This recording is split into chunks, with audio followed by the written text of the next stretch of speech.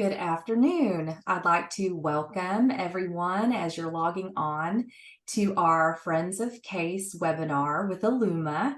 My name is Bridget Bright, and I'm the Director of Communication and Membership for CASE. I'm joined today with Brandy Samuell from eLuma. In just a moment, I'll introduce her, but before we get started with our webinar, I did want to supply just a little bit of a case update. For those of you that are going to be joining us at our 2023 CASE conference in Pittsburgh, the first week in November, I want to share that our registration is over 1,100 attendees. So that's about 400 more than last year in Salt Lake City. So we're really excited. We're going to have a free pre-conference, almost 150 concurrent sessions. So we're really, really excited. If you come, please stop by the CASE booth and say hi to us. We'd love to engage with our members. The other new information I wanted to share from CASE is if you haven't had an opportunity yet, please check out the CASE community that is housed on our members only tab of our website. As a CASE member, you have full access. You just need to log in and you can create a profile and network with all the other CASE members from across the country and provinces. So it kind of looks like a Facebook, LinkedIn type of community, but it'll be a great resource to lean on other professionals in the field. This webinar today is about staff mental health, and I know as a former director of special education, having a solid network to support and reach out to helped me very much in my professional knowledge, and then also my own mental health. So that's the CASE update. Now I want to introduce our presenter today, Brandy Samuell. She has over 32 years experience in public education, everywhere from a classroom teacher to an assistant superintendent. Her knowledge base spans general education, special education, mental health support, and school turnaround.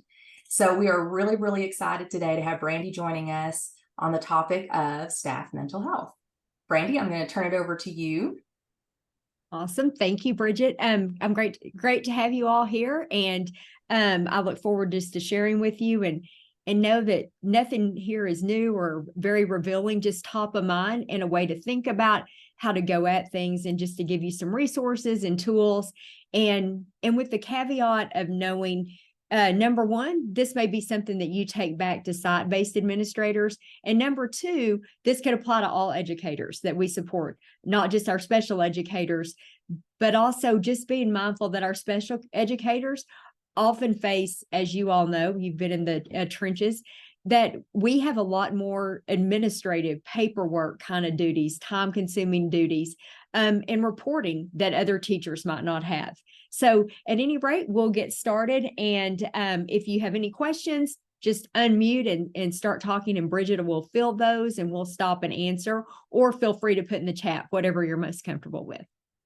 So caring for your greatest asset, your staff's mental well-being. So we're just going to kind of go through just with the introductions, statistics, causes of mental stress and distress for our teachers, our staff, student impact, and how to support staff mental wellness and really increase our retention of our special educators. Brandy, we don't see your screen. Oh, good grief. Sorry, because I didn't. Let me back up. Sorry. Thank you, Bridget. Good grief. I'm so sorry, guys. Hang on. Let's see. I am so sorry. Hang on. I'm just gonna back up and go again. Hang on.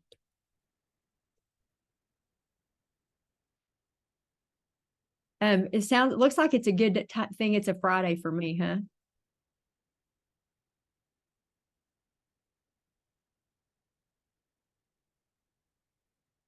Okay, here we go. Caring for your greatest asset, your staff's mental well-being.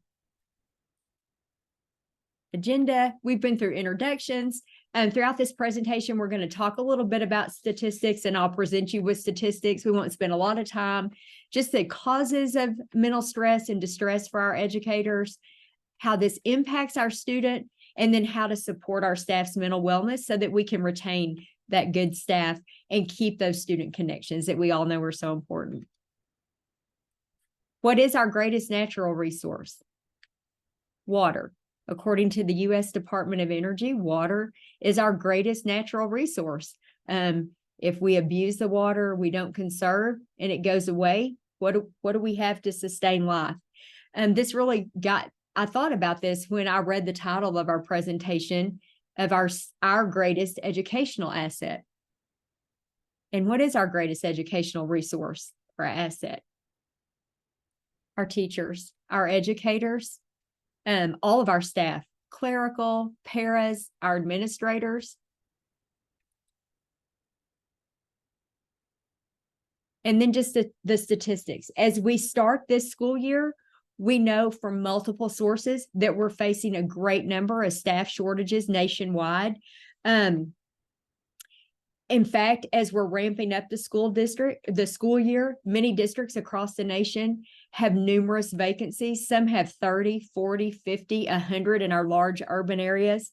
In fact, at the end of the 22 school year, the National Center for School Education Statistics, NCES, stated and reported from a poll of administrators, and this included all administrators, even special ed administrators, that 42% of all administrators polled said that teachers and staff in general leaving the profession was becoming more of a pressing concern year after year. We hear a lot about burnout, and we're just going to go through some statistics. So, top teacher burnout statistics. And I thought about this a lot. What is burnout? Really, what is burnout? And interestingly, the NEA gives a definition of burnout on their website. And NEA says that burnout, teacher or educator burnout, is defined as a condition in which an educator has exhausted the personal and professional resources necessary to do the job. So when I think about that personal and professional, what does that really mean to us? And what does burnout look like? And burnout can take on a number of things. It can look like weight loss. It can look like sleep disruptions. It can be weight gain. It can be hair loss, an inability to enjoy just the things that typically are an enjoyment in life, an inability to engage with others. And look at these stats. The top teacher burnout stats of 2023. The K-12 teachers, #1 most burnout profession in the United States. I find that to be extremely daunting. And so it makes me think, what do we need to do? How do we prevent this? How do we help this? How do we support?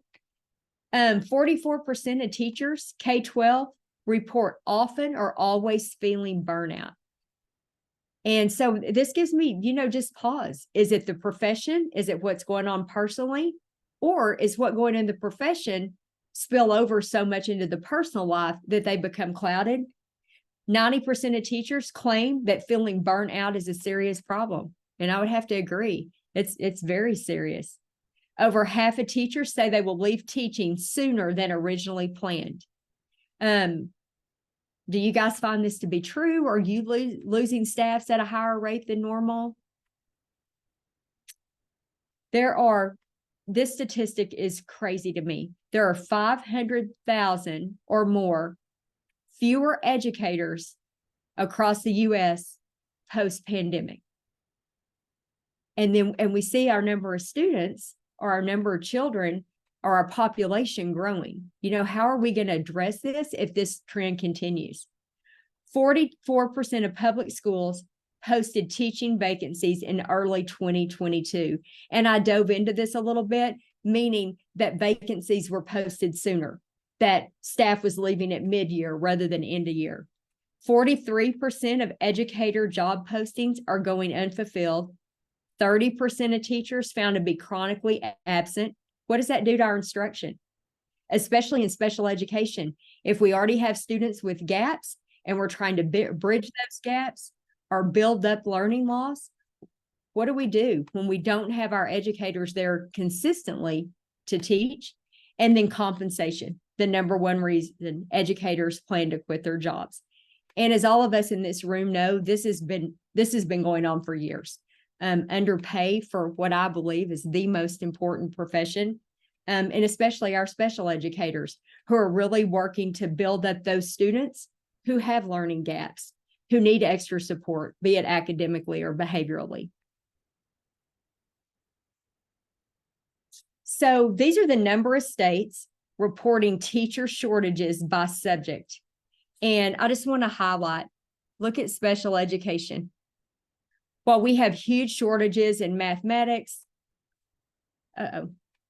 well, sorry guys, I want to go back. I explained to Bridget and Ash today, my Zoom has been crazy.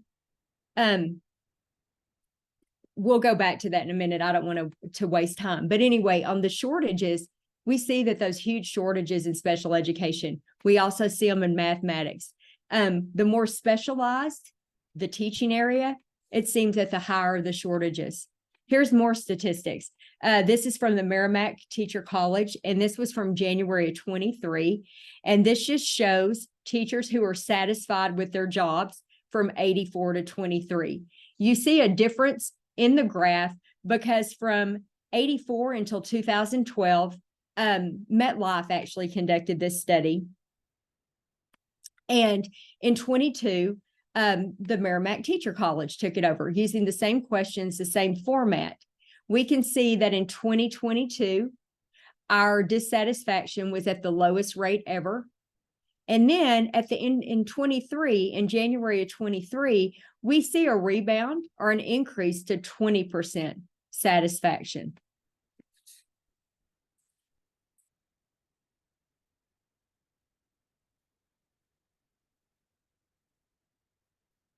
More info. These are the percentages of teachers who were very or fairly likely to leave the profession to pursue a different profession. So here we're talking about exit attrition. They're leaving the profession altogether. They're going to seek another career. Maybe they're going to stay home. Maybe they're going to start a business. In 22, we can see it's at an all-time high of 44% of those polled, and over 1,200 educators were polled for this study. And then in the beginning of 23, we see it's down to 35%. And I just want to pause here for a second and let's think about our special educators.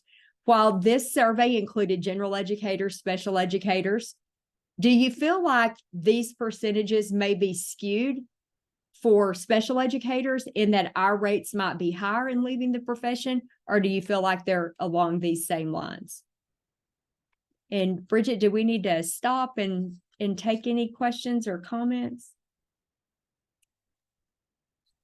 Don't see any in the chat right now, but I would just echo everything you've shared with the statistics is exactly what we've seen in case as we visit different state units and we're talking to directors.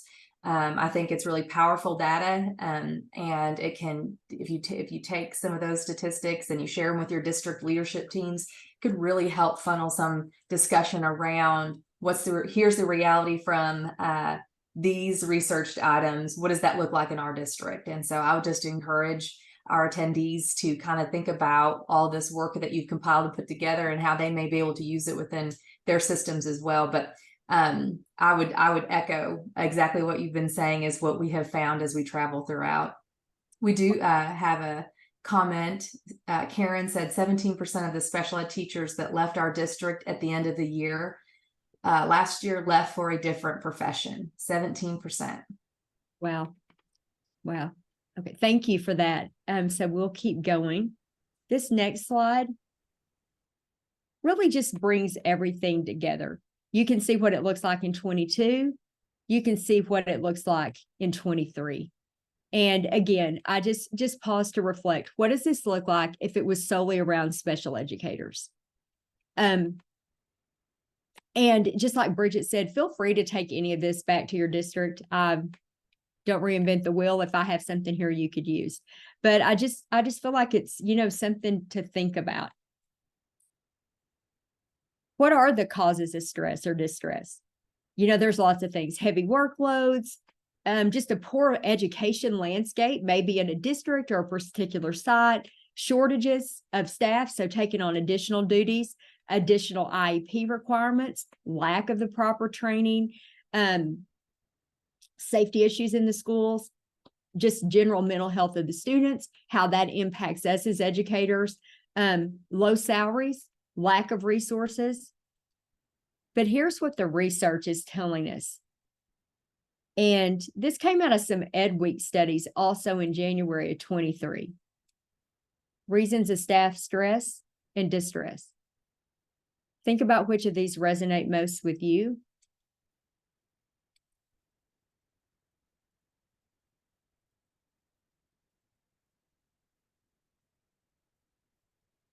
And, I don't know about you guys, but as I reflect on this, a lot of these aren't new to me. They're not new to you either. We've seen paperwork. We've seen lack of time. We've seen additional duty. We've seen too many meetings. We've seen student behavior. I think we read more about today that student behaviors are becoming less manageable. And I would agree. I think the things that stood up to me, no voice, not seen, lack of respect, but really lack of acknowledgement. And that's something that we can so well control, especially to prevent transition attrition. Those leaving to go to green pastures, to go to a different school, maybe leaving special ed to go back into the general ed classroom or that kind of thing. So I kind of want to focus on that and think about how we can control some of those things, which are really some of the easier things to control. They don't take a lot of resources. They take time on the administrator's side. So why do we care? I was talking about this presentation with someone who's not an educator that said to me, I don't understand why this is such a big concern when our students are coming with so many problems. And we really got into a debate, if you will. We care because if our staff is not okay, our students are not okay. It's just very much like the parenting adage that we hear, well, if you're not okay as a parent, then your kids aren't okay. Same thing. Kids spend more time with us in a day as educators than they do anywhere. So, really, what is the student impact? And this article last week from Ed Week really, really struck me. So just on October 16th, and I have this resource here, but it's a great quick read. It just talks about the trickle effect. And we've all heard this. So water, if we think about water and we have water flowing downhill, this could be from rain, this could be from snow melt, and it starts filling up. And notice in this picture, all the tributaries. The water has to go everywhere. It goes in a lot of different directions. When we don't have rain, we don't have snowfall, meaning we don't have sources to replenish what we're losing. It dries up. What happens as we keep drying up our teaching staff? What happens if we don't take care of our teaching staff? We're already facing shortages, particularly special educators. We know that in teacher colleges or universities devoted to teacher preparation, we're not turning out educators, and we're certainly not turning out special educators. So how do we conserve and preserve those wonderful staff that we do have? Or how do we grow those staff that need additional encouragement so that we don't lose our resources? Remember, we know that when our teachers, our educators' mental health suffers, they're not at their best instructionally, their classroom management suffers, their relationships with their students suffer. In turn, just like we talked about a few minutes ago, student engagement suffers, student performance suffers. But I think the thing that strikes me most is we already know kids are coming to us with so many social emotional factors, stressors. We know that kids are coming with significant behavioral needs, significant mental health needs. Imagine how these kids react or how that impacts areas that are already suffering when their teachers are suffering and their teachers aren't at their best. And I'll say this, and I mean this with all the love in the world. I believe that SPED teachers are the best of the best, and I believe they should be the best of the best because they have such a touch on our students who have the most significant needs. So how do we support their mental wellness? What do we need to do? We already know these things. Some of these things are way out of our control. So just in an exercise, just to kind of illustrate to you guys, I picked out the small rocks. What can I control that doesn't have to have superintendent approval or board approval? What can I take to a building principal that's struggling, or the teachers in a building are struggling and they're bypassing the principal and coming to us as SPED administrators or SPED coordinators? You know, what are some small rocks that we can uncover? More support. So in the Ed Week survey that I just referred to, this is really interesting. What teachers said they would really like to have, 62% of teachers said they just want more support around discipline-related issues. Okay, so I think of ways I can do that. I can pull in staff that already has expertise. I don't have to spend anything. I can coach, I can support, I can pair up. 39% said they just want support around parent demands. The best principal I ever had as a teacher, and even when I moved into a counseling role, said, I will always have your back in front of a parent or a caregiver. We may have to have a conversation afterward about what you did, but I will support you and we'll be a united front. That takes nothing. That takes no resources. Sometimes it takes us swallowing what we may not agree with that one of our staff did, but to support and get that buy-in and to get that trust from our teachers. If we get the trust from our teachers and administrators, we can get so much more from them. So just something to think about. Yes. Do you mind if I add something there? Yes, of course, please.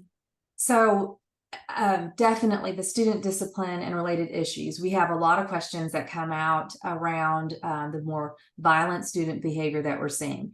And I think as directors, a step that we can take that hits both of these as far as having teachers feeling supported is that we need to make sure we communicate clearly with our staff the process that is obligated under IDEA as far as instructing in the least restrictive environment, but then also letting them see what that process will yield. So if the parent, for when I had teachers and they, we have teachers that would get hurt and they would have bite marks and there would be different things that is very taxing and hard on staff. But when we could communicate and say, this is what we're going to do. We're bringing in this specialist to help us with planning. We're going to be doing this. We're going to meet again in this many weeks. And if we're not seeing an improvement based upon data, here's some of the next steps we can do. As long as teachers know that you're working a process and that things will get better. And if they don't get better, then you're looking at different programming things. It goes a really long way. And so we were real successful with that in staff retention, even with those big violent behaviors. I was just going to ask, has anybody attending had anything similar as far as successes with when you're supporting your staff, even through those really hard behaviors? And if you do, pop it in the chat and I'll wave my hand at Brandy, but we won't hem it up. I just wanted to add that little bit. Thank you so much for that. I was going to circle back, but not as well as that. That's so true. We all need to know the processes. The beauty of special ed is it's very clear what's acceptable and what's not acceptable. And that is the beauty of it. And the more transparent we can be around the processes, and I feel like support here is often listening to those frustrations. So I'm a former teacher of students with emotional disturbance. And there are a lot of things that don't bother me, right? Or that didn't bother me that would be push everybody's buttons in the building. So just that understanding, listening and taking others' perspective. But I think those transparent processes, Bridget, that's so key. And that takes no resource outlay other than the administrator's time, which I know our time's valuable too, but it goes a long way in supporting, getting buy-in. And again, that I don't know what you think, Bridget, but it just goes back to trust and getting our staff trust and buy-in to what has to happen legally in these situations. So thank you for that. I appreciate that so much. Reduce administrative burdens, necessary meetings, unnecessary paperwork. 57% of the teachers polled in this Ed Week survey said there are so many meetings that we could have just written a memo that we had to check off on or that we had to respond back to. So to ensure that we receive the information. Or if we're going to have a meeting, let's be sure to follow an agenda and have clear strategy outline or takeaways or next steps. and then unnecessary paperwork. So if we have a checklist, if we have a pre-fillable form, if we have a form in our IEP system that'll meet the state requirements, can we use that instead of having an additional layer? Like, how do we rethink this? Let's work smarter, not harder. And so how do we do that? Just those administrative burdens. Again, no resource outlay, just some thought partnership. Elicit the feedback of our staff. Sometimes they have really good ideas of things they've tried that really work wonderful. Increase planning time. I know we've heard this forever. And then acknowledgement. And I feel like these two go hand in hand. So increase planning time. When staff, and I know this doesn't so much follow on our SPED administrators, but it might meeting wise. It really falls a lot on our site-based administrators that we could provide support around. When building a schedule, the master schedule, how do we put in planning time? Oftentimes, I know this is what happens. Our special educators, all the students around scheduled resource time, or maybe a content mastery time, or maybe a targeted group, they go to the special educators. And I'm not against general educators. I was one, so don't take it this way. But then the general educators get planning time built in. How do we find the time for our special educators? Do our admin take on a time where they teach like a targeted social or social behavior skill to a group of students? Or is there a way to pull co-curricular? Or is there a time around lunchtime where some of the other staff members that are non-instructional staff are going to take like a lunch duty or recess duty? Because not only is it important for our special educators to have their own individual planning time, isn't it important to do that cross-departmental planning where I understand what they're doing in fourth grade language arts? I know what they're doing in sixth grade math. I know what they're doing in eighth grade pre-algebra. It's so important for me as a special educator to understand what's going on in the content areas and how I support the standards. Remember, I want to supplement the standards instructionally, not supplant, just like with money, right? So how do we work with our building staff? How do we train? I could give lots of ideas, but you guys know this better than I. It is very building specific. And again, this takes buy-in. You'll get your staff buy-in, but how do we get the buy-in from our site-based administration to find that planning time? I've seen schools, you guys have seen schools, you're in schools every day, where we walk in and all hands on deck are the special educators and the school counselors, and everybody else has planning time. Well, and I'm not advocating to dump on paraprofessionals or clerical staff or even administrators, but how do we spread those duties in an equitable way so that we increase that, not only the instructional teaching time, but the planning time? And I know I'm not offering you any suggestions here, but it's a collaborative process, and to get that buy-in. And then acknowledgement. I think acknowledgement, I put this on the very bottom. While I think it's the most important, acknowledgement to me, all of these categories filter into acknowledgement. The part about support around those behaviors, those severe behavioral issues, parent demands, transparency, clear communication, I've got your back, explaining next steps, those all acknowledge those frustrations. Sometimes a teacher needs to just express how upset he or she is that they were bitten in the arm. That's hard. I've been there. Some of you have been there.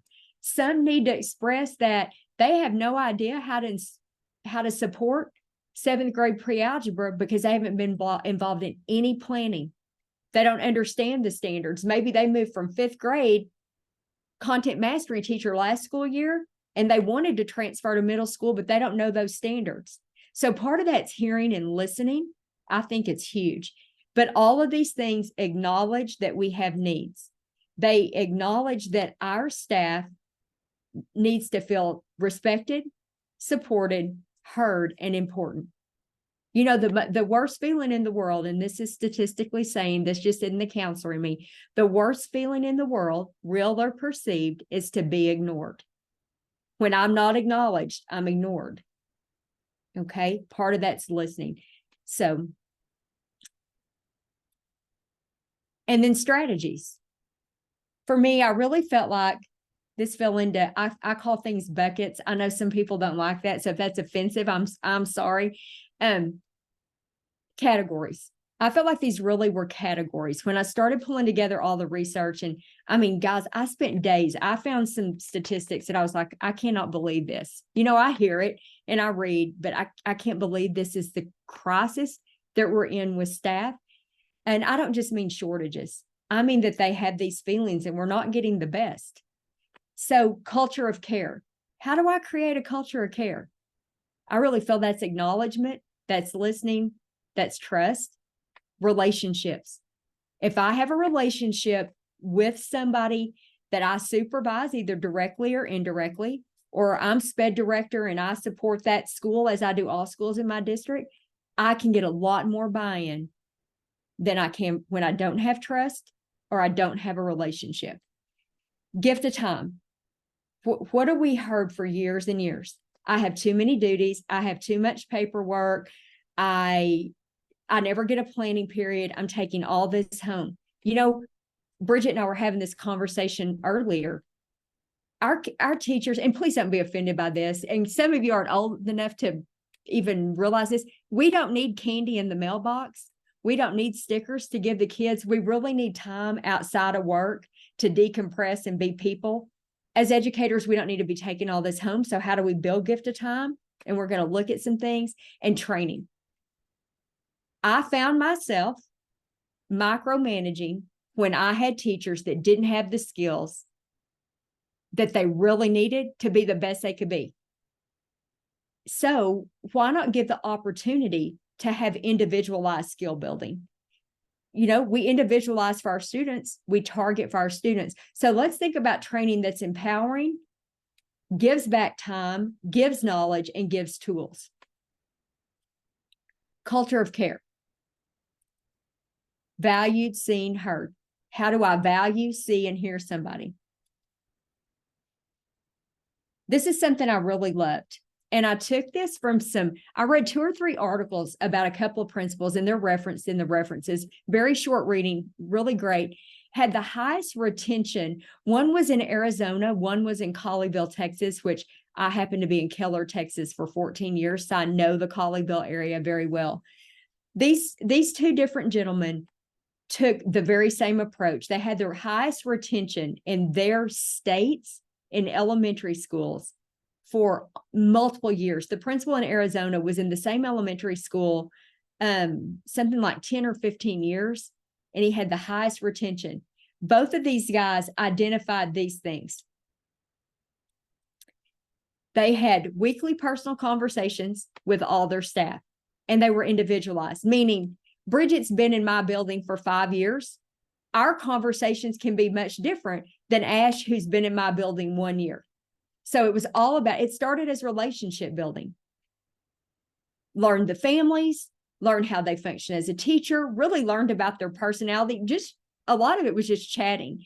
And then they became more strategic. They built the relationship first, and then they became more strategic. They pulled data. They helped their special ed teachers plan. They would then hear their special ed teachers' needs and think about ways to group students, ways to target instruction, ways to support in the classroom. So that was huge. That really led to collaboration and problem solving among peers. And what they did with that is they provided a safe space. Educators and teachers worked together with their colleagues to try new ideas.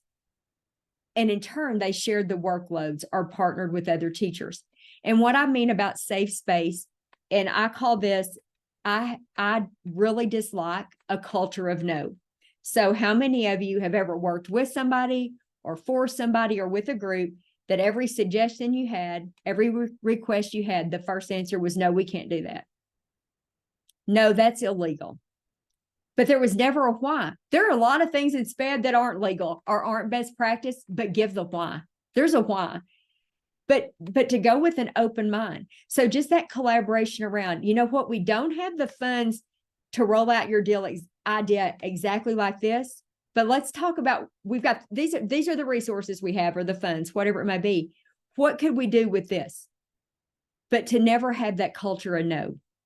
And if it did have to be a hard no, provide the why.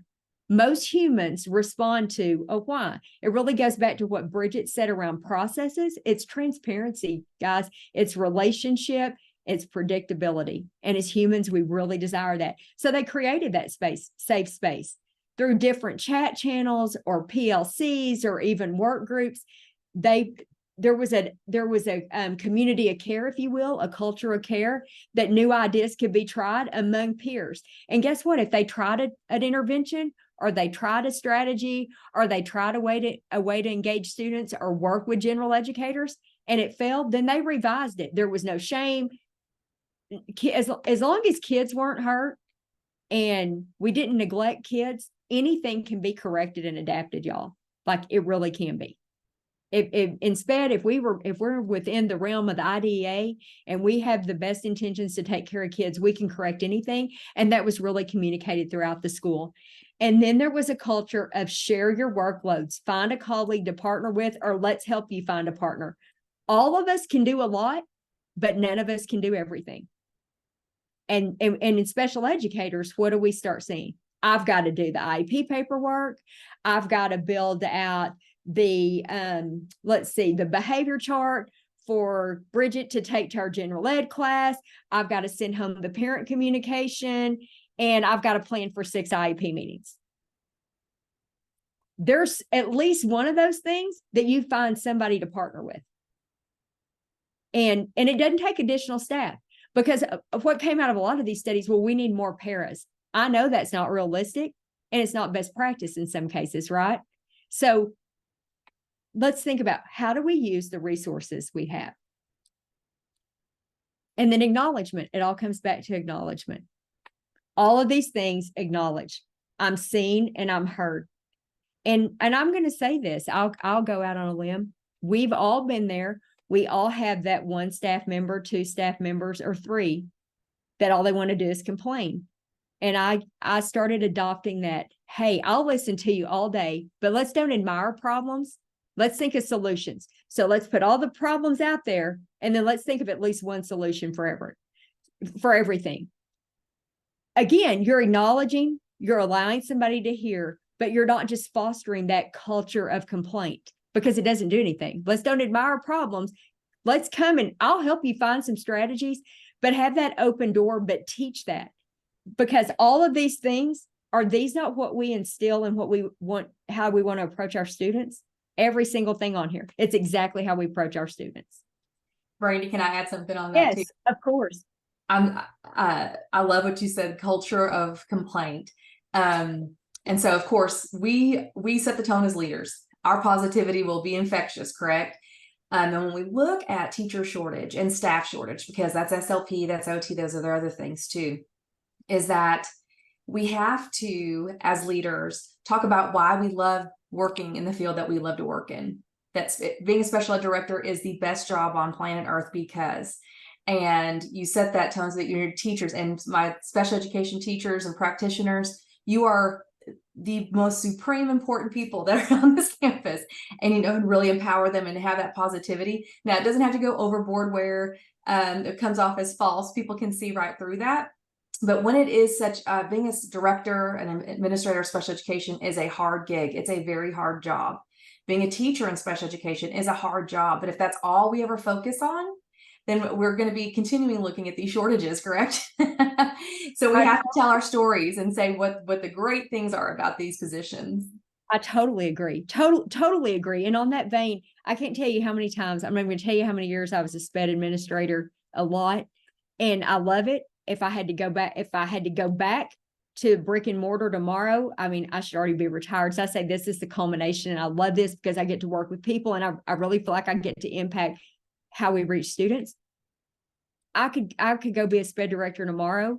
As hard as it is, I loved it. And what I love about it is there's so many moving targets, and there's always something we could get better at. And that's what I love. Like, it's never stagnant. It never stops. And there's a lot of professions that it's the same every day, and it's never the same every day. So if you're a person that thrives off change like me and whatever, that's what I love. And I would talk to teachers about that. So I agree, Bridget. So the next one, go ahead. I'm sorry, I've got a question for you too from the chat. Yes. What are your suggestions for breaking up a culture of complaint that existed for years prior to you coming into your role? Great question. That is an awesome question. So I had a similar situation. I won't say where, and it was crazy. Like, I thought, I'm losing my mind. I mean, and I just started this thing, and I did it kind of in jest to begin with. I made a really cute poster that I put on my office. But what I did is I was in buildings all the time as a special ed director. I was in buildings more than I was in my office. And I made it a routine. So everybody knew the rotation I was going to be on, unless you had an emergency as a building administrator, and then I would go there. Or if it was my staff that I supervised. And my big thing was I listened first. I did a listening tour first. And I had people send me index cards, literally send me index cards in interoffice mail of their 3 biggest complaints. On one side was the 3 biggest complaints. On the other side were 3 suggestions or 3 keeps. It could be either way. And so I truly read all those. Then when I went, I had a talking point. Okay. So that was my first intro, to try to hear the culture, be heard, right? And y'all, it took a lot of digging deep. I'm not going to tell you that it didn't, because it did. And then the next thing I did is I'd be like, okay, so when somebody, I told everybody, like in a meeting, or I used to do this little special ed memo, and I would talk about, the 3 biggest complaints. I didn't reveal, they were anonymous, and then how we were going to address. And so we would go through and we worked through those for a period of time. And then I said, so I did it like where it was at the new year, right? So New Year's resolution, we're not going to admire problems. We're going to come with solutions. So for every complaint you brought me, you had to bring me 1 solution. What your solution was, how you would remedy it, or how the person would remedy it. And I'm going to tell you, it was a struggle for a lot of people, and a lot of people didn't like it. But eventually everybody came around. I still heard them, but I was like, okay, stop. So this is the problem. How would you solve it? If you sat in my chair, how would you solve it? Or I would dig into my old counseling hat and be like, okay, so you've got a magic wand. How do you fix it? And then I would sit there and I'd say, okay, let's be realistic. Of your vision, how can we fix it? What can you do? And how can I support you? So that's the key. I would turn it around to, this really bothers you. How can you fix it? How can I support you? And like, let's say I had a few SLPs that were assigned to some schools that were difficult. And I would say, what would make this better for you? We would talk it through. How can I support you? And some of that meant me going to the school, but I really just tried to shift the culture to you. What can you do? What do you envision? And what do you need from me? And I also, I enlisted those people. How do I say this in the best way? You guys know where I'm going with this. Those people that had the squeakiest wheels, I would assign them, I found a task force they could do for me. And I turned the culture around and had them have people come complain to them. They would have like a weekly or monthly meeting, whatever it was, and they were a task force. And I let them build it however they wanted. And this took some digging deep, because I knew it was just going to be the ultimate gripe session. You wouldn't believe how it changed them, because see, they had always been the wheel. And then when they weren't the wheel anymore, they really changed their behavior. And think about those people that are the squeakiest wheel. They have the most listeners. And when people saw them change, they changed. Did this happen overnight? No. It probably took 3 years. 2 for sure, because you had to break those cycles. And then I'm just going to be honest. As Bridget explained, I'm trained in school turnaround. I really believe in it. And sometimes you have staff that need to shift. And I don't mean leave the profession, because that's what we're talking about, but maybe they need to shift. Like, so I'm picking on SLPs. Let me pick on counselors for a minute, because I'm a counselor. So let's say, or social workers. So let's say I have a social worker that's always supported the secondary setting. Maybe we need to shift it up and I need to sell he or she go into the elementary level. Or maybe I need to think about, I've got a bunch of SPED teachers who teach a self-contained environment that have always taught elementary, but the expectations are really out of the norm. Maybe I need to shift them to an environment where they are in a secondary setting and they might not have so many students in a self-contained setting. So sometimes it really just takes shifting up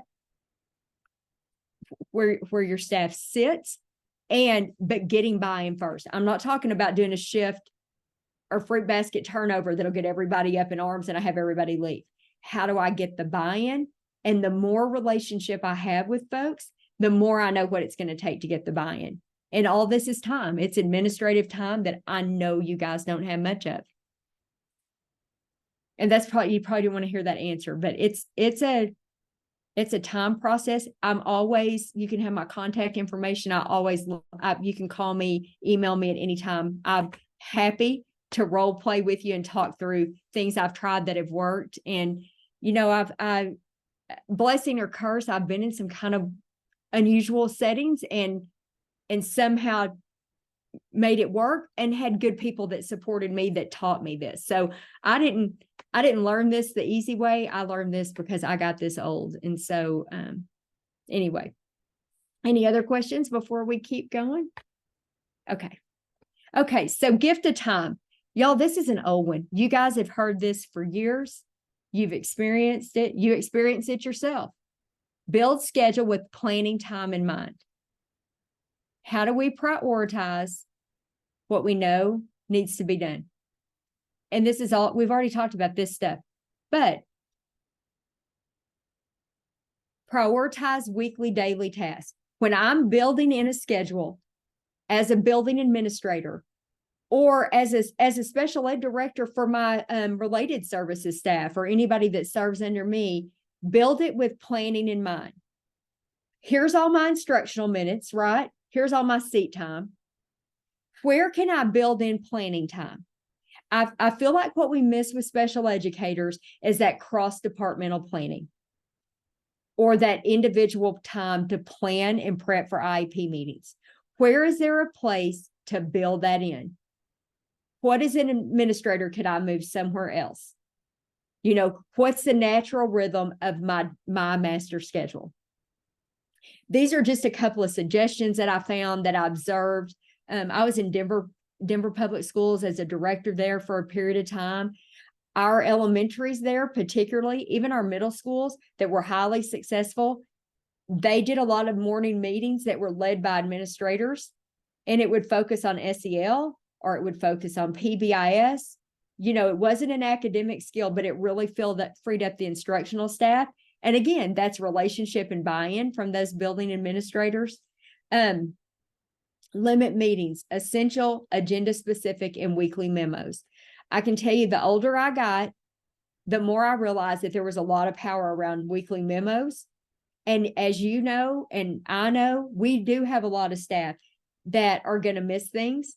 They're going to miss them if we have a meeting. So we need to figure out how to target and be direct with those staff members that need that additional support around the tasks we need them to master or the things we need them to be cognizant of. But when we have a meeting, let's make it targeted and specific with an outcome. And these are the deliverables.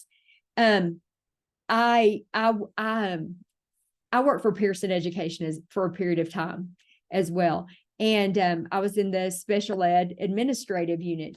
And one of the pushes of the corporation was you have weekly meetings with this staff. And y'all, it was just overkill. I mean, it was really overkill. I had wonderful staff. And so I switched mine to bi-weekly, and to get around the company requirement, I would just have like a little 10-minute check-in on the off week. Just, are there any problems we need to brainstorm together? Or I would do a chat check-in, and then we would decide we don't need to meet. So, what's essential? And then direct communication. I saved this for last. Think about, we have some staff that they're going to go above and beyond with minimal direction from us. They're going to go above and beyond for their students. They're going to know everything going on. They're going to keep us in line. Do those people need to meet every week?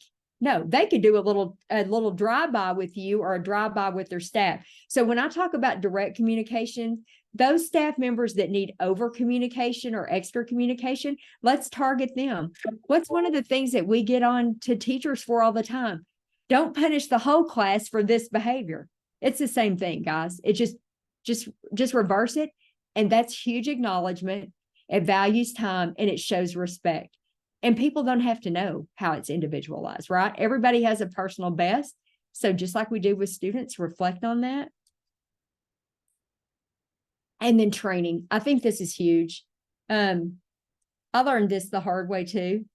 I realized the better the training I provided to my staff, the more practical and meaningful it was, the more preparation I could help staff with, the better equipped they were, the more empowered they were. This use of staff expertise, I think that is huge. What is the most special education has the most specialized knowledge base of any other area of education, in my opinion. Think about how many facets of special education the provider must have a master's degree, must have additional training. Think of how many of our special educators in the behavior realm almost have a BCBA certification, or they have taken so many behavior classes that they could teach a course. We need to know as administrators where our expertise lies within our staff. Colleagues listen to colleagues. They just do, because it's relevant. See, it's practical and it's relevant, because I've seen Bridget do this in her classroom and I know what her kids were like. So she really knows what she was doing. And that sounds so simple, but guys, it's so true. People really, really buy in to staff-based training when it comes from a good knowledge base. It can't just be lip service. It has to be from those ones of our staff that can walk the talk. But man, is that ever empowering to the person providing the training, but that acknowledgement in front of their peers. And it shows the peers, I really respect and value your knowledge as a member of my team. And it's just huge. Peers listen to peers, just like kids. Will kids go more on what you say or what their friend says? Think about your own personal kids. We can teach them everything in the world, but what my friend tells me is everything, and what my mom tells me, she doesn't know much, right? I mean, peer to peer, it's huge. Relevant professional development, practical and meaningful. Targeted instruction. How do we reach kids? We targeted academic instruction, targeted behavioral instruction. Teachers do the same. If I have a special educator who was a general educator, she knows all the standards. I can see that in her lesson plans. I can see that in how she supports her grade levels or her subject levels. Why would I send her to training unless it was district mandated? And that's a whole nother thing. Why would I send her to a training with my staff on implementing the standards? I might need to send her to something on how to write behavior goals that support a behavior intervention plan. So think about the individual needs of the staff. And some of our staff could benefit from professional development just on self-care. They could benefit from professional development on developing templates that I can pre-fill, on developing checklists. And I'm not advocating cookie cutter stuff, but there's a lot of day-to-day tasks that special educators do, like just lesson plan templates that could be pre-filled. Like, why can't I provide training on that, or even the support for that? And then that just goes along with preparation. You guys know better than anybody, special educators, due to the nature of IEPs, due to the nature of progress toward goals, IEP meetings, planning must be prepared. And I said that on purpose that way. It has to be pre-planned. How do I teach that? I have special educators come to me as an administrator that might have been trained alternatively. They might not have gone through all the basic education prep work. How do I train that if I see it's a need? be aware of my staff, be in and out of classrooms, even if I'm a SPED director and I'm assigned district-wide, as much as you can, and I know your time's limited, try to be in and out of classrooms just for observations like, oh, wow, I learned so much being in classrooms on what training I needed to provide district-wide. And think about training that frees up time, that allows for ease of use, functional, practical, relevant. What do we teach our students? What do we preach to our teachers when we're talking about goals? Practical, functional, relevant. Same thing with our teachers.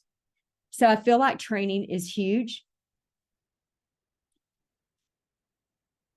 So staff retention, again, we've got two kinds of attrition. Exit, we're going to something brand new, or we're going to transfer, greener pastures.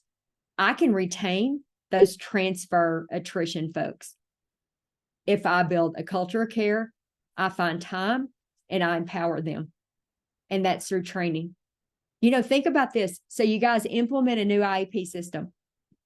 It typically, and it works great. There's no tech issues. When I fail, it's when I don't train the staff. When I create frustration with that system, if everything's working technically okay, I didn't train them. That's on me as a director. That's on me in supporting building administration.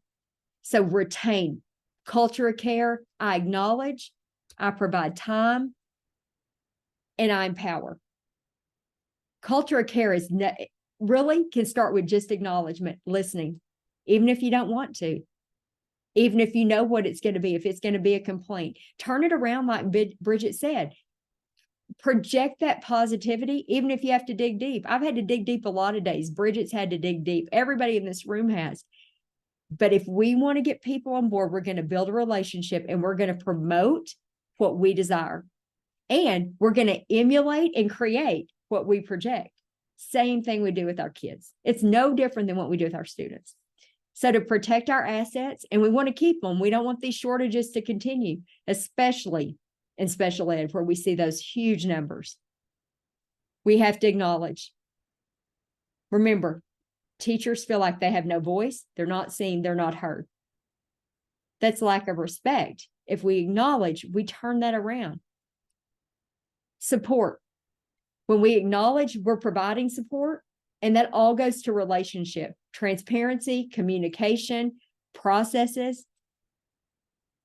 Communicate. Clearly communicate what you need. Be direct, not rude, but direct. I'm looking for this. When you talk to your building principals, it's going to be the same thing. You acknowledge, you support, you communicate, develop the relationship. Train, empower. If I know how to do something, then I'm going to be a lot more likely to engage, and I'm going to feel like I can do it without Brandy as SPED director micromanaging me, because I might not have learned how to do that thing. And that empowers. So acknowledge, support, communicate, train, empower. Really, all these things lead to empowerment.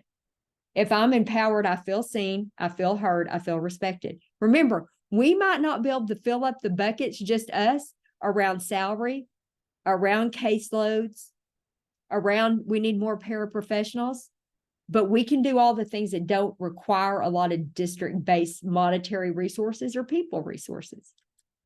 The biggest thing, back to the water analogy, we got to keep the bucket full. We have crops we're cultivating and growing, right? Our kids, our students. That's our greatest future asset. And if we don't keep the bucket full, we're not going to have a field of flowers. And I'm not real into analogies. So if that's corny, you're like, oh my gosh, but it's so true. How do we expect our teachers, our special educators, to train, to teach, treat kids with respect, and educate some of our students with the most significant needs? How do we expect them to bridge the gaps if we can't fill their bucket? And this was just huge to me. As school leaders, we need to let teachers teach. We need to support them, not for compliance, but for growth. And everybody in here is probably like, Brandy, this is for special ed. It is compliance. I understand that. Trust me, I understand it. but we need to trust our staff are meeting the compliance requirements for special ed. Numbers don't lie, y'all. Dates don't lie. We can see that. I believe that we can get our teachers to be compliant, to be their best, if we're able to help them grow. And that's coaching, that's listening, that's observation. Like I said, go peek in those classrooms, not to evaluate somebody, but to see what's going on. You as a special ed director have so much power when a teacher sees you in their building all the time. They don't feel like they're being watched, right? They feel like you care. If they see you there all the time, other than, excuse my language, oh, all hell just broke loose with student XYZ's behavior, it's way different relationship. You can get buy-in. Really, all this is about relationship.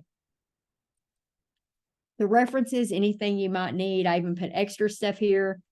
And then just love what you do. And this really mimics what Bridget said. There are days it was really hard for me to act like I loved what I did. But I'm telling you, I loved it. I loved every minute of it. When I reflect back, maybe not in the minute some days, you guys know what I'm saying. If you show your staff that you really love what you do and you can talk about it positively, rather than just invite the admiration of problems and the admiration of complaints, I really think you can make a shift. It really, in my opinion, comes to a culture of care. How do I show these teachers that I care about them and that I understand the demands they have? There's a lot we can't change, but there's a lot we can support and we can shift thinking. So I just appreciate your time, and I'm glad that you're in this business, and we have to keep moving on. Well, Brandy, there's one last comment, and I know that my heart's full. I love little heart hands that make me so happy. Melissa said, can we get a transcript of the presentation as well? There is so much that Brandy said outside of the slides that is so powerful. Oh, that's great. And Ashley said, yes, Melissa, we can get that for you. But I just think that shows the appreciation that we have for eLuma and you, Brandy, for sharing with us today. We always value eLuma's partnership with CASE and the information you shared. And I could just, I mean, your passion, it comes through 100%. You really mean it, and you love directors of special education teachers, because the work is so very important. So thank you very much for joining us. And and anytime reach out to me at eLuma. I'm not selling anything. Ash knows I'm not a salesperson. I love to collaborate with all my SPED director friends. Happy to listen and brainstorm, and I would love that anyway. So thank you guys so much.